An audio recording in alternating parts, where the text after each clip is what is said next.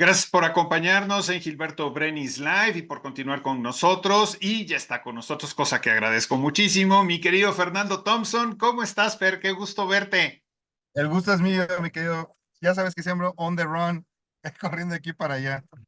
Y te agradezco mucho que me dediques el tiempo para esta charla donde estaremos platicando sobre, pues algo que la verdad creo que ahora se nos hace más común, pero que no deja de sorprendernos y no deja de asustarnos. Y estoy hablando precisamente de la inteligencia artificial. Y creo que ha habido muchas novedades al respecto, ¿no, Fer?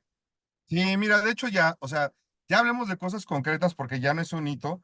Este tema de la simulación de la inteligencia humana, donde, por ejemplo, algoritmos autónomos pueden tomar decisiones, pueden hacer inferencias, o inclusive simular situaciones a futuro para que tomemos mucho mejores decisiones, porque pueden jalar cantidades bestiales de información, procesarlas muy rápido y tomar decisiones basadas en datos duros. Eso, Gil, ya está teniendo un impacto fuerte hoy en los negocios, no como quisiéramos los especialistas, porque solamente un 14% aproximadamente de los negocios, de las empresas, están adoptando realmente inteligencia artificial, o sea, mucho ruido y todavía pocas nueces, o sea, del 100% del universo que podría tener ya utilizando inteligencia artificial para diferentes fines, para mejorar productividad, hacer mejores pronósticos, evitar errores y demás, solamente un 14% ese que lo tiene hoy implementado, Gil. Fíjate qué interesante. Y por ahí había leído, Fer, y no sé si sea cierto, que el futuro precisamente para todos los profesionales es el uso precisamente de la inteligencia artificial. Y pues yo me puse a pensar y dije, bueno, pero ¿de qué manera? O sea, ¿cómo aprendo a utilizarla para que realmente me sea de utilidad y a lo mejor ir un poquito a la vanguardia? Mira, hay tres tipos de inteligencia artificial. Está la inteligencia artificial estrecha, que es la que todos conocemos como, por ejemplo, Alexa de Amazon o Siri de Apple, ¿no? O Copilot de Microsoft. O sea, que tienes hoy en tus aplicaciones y hacen cosas muy específicas. Te buscan agenda, contactos, pueden traerte cierta información o un portal que tú estés buscando. Luego viene la inteligencia artificial general que ya es más compleja. Son algoritmos matemáticos que sí tienen su grado de profundidad y ahí, por ejemplo, podemos encontrar la inteligencia artificial generativa, como por ejemplo Gemini de Google o ChatGPT de OpenAI, que ya, digamos, son robots con mucho procesamiento en la parte de atrás y pueden traerte información impresionante para diferentes fines. Puede ser para fines de investigación, de trabajo, otro tipo de temas. Y el tercer tipo, Gil, es la superinteligencia artificial, que esa sí va a estar de temer, porque a final de cuentas ya van a ser prácticamente autónomos y se junta, por ejemplo, con otras ramas de la tecnología, como puede ser, por ejemplo, la robótica, en donde ya vas a poder, por ejemplo, tener cyborgs para que hagan labores de vigilancia, rescate o cosas que puedan ser muy peligrosas para los seres humanos. Ahora, hablando de estos temas o cómo la pueden aprovechar los profesionistas, pues mira, hay inteligencia artificial generativa en lo que es la industria de la salud, todo lo relacionado a cómo te pueden ofrecer recetas, cómo mejorar los diagnósticos a partir de los análisis clínicos de una persona y viendo las posibilidades económicas de la misma persona, qué médicos, qué medicinas, te puede dar mucho más posibilidades de vivir mucho mejor. O la otra, por ejemplo, en ciberseguridad, esa la utilizamos mucho los expertos porque ya no nos da la vida para estar tapando y bloqueando a los ciberdelincuentes. Entonces es muy usada para poder proteger las redes, las bases de datos, los servidores, las aplicaciones. Es muy usada en esos temas. Da miedo, Gil, porque fíjate que ya hay robots que yo ya he utilizado que pueden, por ejemplo, generar código. Entonces, ya no necesitas ingenieros en sistemas prácticamente para que te hagan un programa, un algoritmo o una página, porque te lo puede hacer ya un robot de inteligencia artificial y te lo hace, Gil, en 2 minutos, en un minuto. O sea, entonces van a tener que evolucionar estos chicos que estudiaron ingeniería en sistemas para aprovechar, por ejemplo, la inteligencia artificial, porque si no, se van a quedar rezagados y los que hacían bases de datos, pruebas, sistemas, análisis y demás, pues se quedarían virtualmente sin chamba, ¿no? Otro de los campos, por ejemplo, en donde se puede utilizar mucho la inteligencia artificial es en temas financieros y bursátiles, en donde te acuerdas que hace mucho tiempo, en los tiempos de Gordon Gekko con Michael Douglas, la gente corría con sus papelitas y compro, vendo. Ya no. O sea, esos pisos de remate ya desaparecieron y ahora son algoritmos que te hacen cálculos de cuándo comprar acciones, cuándo venderlas, qué mejor proyección va a tener. Por ejemplo, ahora la de CrowdStrike, que bajó tanto por el outage que tuvieron la semana pasada, fue un buen momento para comprar, pues, porque se van a recuperar eventualmente, ¿no? Y así en cada una de las ramas, Gil, en arquitectura, en derecho, en todas infiere directamente a la inteligencia artificial y la gente tiene que adoptarla, si no se va a quedar rezagada y le va a costar mucho trabajo encontrar buenas oportunidades para prosperar. Ahora, precisamente, ya que mencionabas esta caída en el sistema que hubo la semana pasada, algo que me llama la atención, Fer, es la manera tan impresionante en la que estamos dependiendo de la tecnología, que cuando hay uno de estos errores, sea chico o sea grande, en un momento dado colapsa el mundo entero, ¿no? Y lo vimos con canales de televisión en Estados Unidos que no podían entrar al aire, aerolíneas que no pudieron sacar sus vuelos, aeropuertos que se vieron detenidos. Quizá en México no nos afectó tanto, pero también nos tocó, digamos, que el final de esta crisis que se vivió a nivel mundial. Y es en donde te pones a ver que ya no hay nada que puedas hacer sin este tipo sin la ayuda de Internet o sin la ayuda de ciertas herramientas tecnológicas. Sí, fíjate que en México no nos pegó, porque afortunadamente le pegó a Europa primero.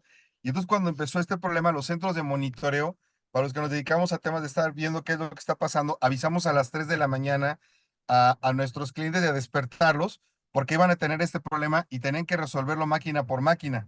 Entonces fue por eso que nos dio más tiempo de reaccionar que a los europeos, que les pegó de primera mano y en lo que encontraban que el problema empezó como a la 1 de la mañana de México, ya para las 3 de la mañana ya se sabía cuál era el problema y cuál era la solución para generar, y por eso fue que no nos pegó tanto. Ahora, la dependencia que tenemos, la dependencia es tal y es tan brutal que se tienen que crear planes de continuidad, Gil, para que a pesar de que no funcionen los sistemas, las bases de datos, la vida pueda seguir, a lo mejor no tan rápido como te pudieran atender y vas a hacer más cola, pero no te quedas detenido. O a lo mejor no se va a ver el canal con el 4K que tienes y con los robots y los rositos y demás, salimos en otra modalidad, como en los tiempos a lo mejor de Jacobo Saludowski, pero sales a la, no te vas a negros, ¿no? Los hospitales no se paran, tampoco, ¿cómo se llama? Detienes a los aeropuertos. Yo te lo digo, cuando fueron por la universidad y nos sacaron a todos de la universidad y se quedaron con el control estas personas cuando estaban que si el patronato, no el patronato, la universidad siguió dando clases, la universidad siguió funcionando la biblioteca, el sistema de nómina siguió trabajando, el portal seguía arriba, el software académico seguía arriba. ¿Por qué? Porque yo creé un plan de recuperación en caso de desastres y un plan de continuidad que permitió a la universidad seguir trabajando a pesar de que nos apagaran los servidores o cualquier otro tipo de cosas. Se tiene uno que preparar precisamente para esos escenarios. La verdad es que yo no lo hice por una toma así. Yo lo hice porque pensé que iba a ser el Popocatépetl el que nos iba a dejar fuera de combate 1 o 2 semanas con tanta ceniza, pero ahí está el plan. Entonces, se tiene que planear y lamentablemente ya vimos que compañías tan fuertes y tan grandes como Lufthansa, American Airlines y todos, a pesar de los millones que gastan, no estuvieron preparados para decir, ¿y qué pasa si falla la terminal con la que tengo a la gente a la que tienes, aquí enfrente que tienes que agarrar y atender? Sí tienes que tener ese tipo de planes y tenemos que prepararnos porque hay una guerra entre China y Estados Unidos. Y esto eventualmente va a pasar. Y se van a meter con infraestructura como presas, aeropuertos, sistemas de comunicaciones. Claro que se van a dar con ese tipo de cosas y hay que estar preparados siempre para lo peor.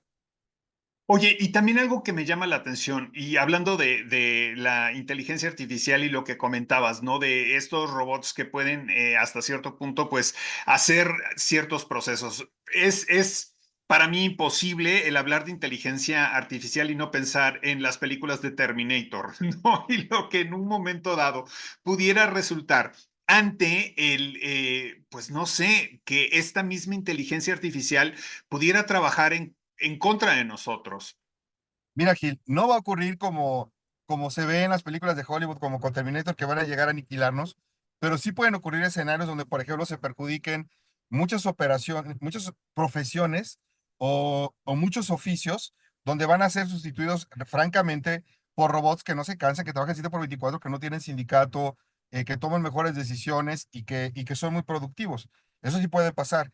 Y también lo que podría llegar a pasar es que de repente pudieran haber ciertas cosas que se salían de control si las dejamos solas. Ya pasó en alguna ocasión, Facebook sacó su robot famoso Bob Lilly, que empezaron a hablar entre ellos tomaron decisiones, dejaron de hablar en inglés, crearon su propio idioma, empezaron a querer comunicarse con otros robots para enseñarles su idioma y no sé qué paquete de transacciones les querían enviar. Tuvieron que apagar los científicos de Facebook ese experimento porque se les salió de control. O sea, sí, sí puede pasar que se salga de control. Sí puede haber ciertas cosas donde, por ejemplo, pues pudiera ser contraproducente, no con un fin tan malo, porque también pues, todavía se puede apagar. Digamos que tenemos todavía control de la misma, pero tiene que existir siempre eso, una llave o un botón que permita apagar a esa inteligencia artificial para que pues, no se nos salga de las manos, porque es la primera vez que tenemos una tecnología, nunca había existido algo como la inteligencia artificial, ni el Internet, ni los celulares. Es algo nuevo para la humanidad y pues quién sabe hasta dónde podamos llegar, Gil. Esa es la pregunta, y la verdad es que mientras más va avanzando, creo que más va asustando incluso a los mismos creadores, ¿no? De la inteligencia artificial. Ha habido algunos, de hecho, que han dicho que se necesita incluso legislar, se necesita trabajar en los parámetros éticos que deben de sustentar la inteligencia artificial, ¿no? Correcto. De hecho, se tiene que tratar en el tema desde lo que son derechos humanos y también una legislación a nivel mundial, porque una cosa es que tú agarres y hagas cosas en este lado del hemisferio y pues quién sabe qué están haciendo los chinos. Hay dos potencias, China y Estados Unidos, y son las compañías y las universidades de esas potencias las que crean todo este tipo de temas y sí tiene que haber a fuerza un componente de ética, de visión humana dentro del mismo. Por favor, no nos dejen esto solo a los ingenieros porque si no se va a salir de control esto. Por supuesto. Oye, pues la verdad es un tema interesante y creo que al final, así como cuando surgieron las redes sociales que a los adultos les decían, es que se tienen que meter a ellas, tienen que ahora es con la inteligencia artificial a quienes tenemos ya también una edad mayor, decirnos, tenemos que involucrarnos, tenemos que conocerla, porque a final de cuentas sabemos qué es lo de hoy y tenemos que ver de qué manera podemos aprovecharla. Oye, mi querido Fer, si queremos contactarte o saber un poco más acerca de tecnología y lo que va surgiendo en ese ámbito, ¿dónde te encontramos? Muchísimas gracias, mi querido Gil. Me pueden encontrar directamente en internet, así como www.soyfernando.com. Y ahí en soyfernando.com vienen artículos de cómo se puede aprovechar mejor precisamente la inteligencia artificial y muchas otras tecnologías. Y también en YouTube y en LinkedIn como Fernando Thompson. Y en ex Twitter y Facebook como Cyber Thompson, querido Gil. Me parece muy bien. ¿Qué te voy a decir algo? En este espacio yo le seguiré diciendo Twitter y no me importa. Así será. Yo también. Muy bien, muchas gracias, Fer. Te mando un abrazo, que llegues muy bien a tu destino. Gracias, hasta luego. Y a todos ustedes, gracias por habernos acompañado en una emisión más de Gilberto Brenis Live. Nos vemos mañana muy puntuales, 3:30 de la tarde.